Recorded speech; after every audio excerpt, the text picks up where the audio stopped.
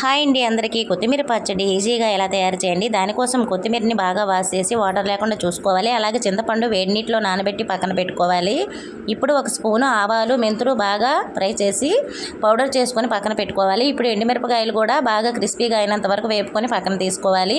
ఇప్పుడు కళాయిలో కొంచెం ఆయిల్ వేసుకొని కొత్తిమీర కూడా పచ్చడివాసన పోయేంత వరకు వేపుకోవాలండి.